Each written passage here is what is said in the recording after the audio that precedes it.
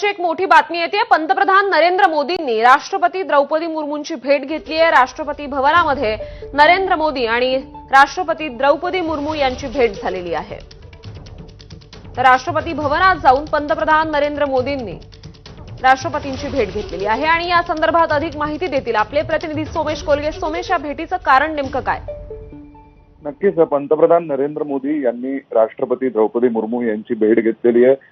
निश्चितच या भेटीमागे नेमकेपणाने कारण काय की सर्वसाधारणतः जेव्हा अधिवेशन सुरू असतं त्यावेळी काही विधेयकं संमत केलेली असतील किंवा कोणत्या प्रकारचे नोटिफिकेशन्स काढायचे असतील तर या सरकारी कामकाजाच्या माहिती संदर्भातच ही भेट आहे की भविष्यात नव्याने उपराष्ट्रपती निवडायचे आहेत, त्यासोबतच मंत्रिमंडळाचा फेरबदल होण्याची शक्यताही बऱ्याच दिवसांपासून व्यक्त केली जाते। असे वेगवेगळे अंदाज आहेत, परंतु सध्या जी माहिती मिळते त्यानुसार नेमकेपणाने कारण अधिकृतपणे समोर आलेलं नाहीये।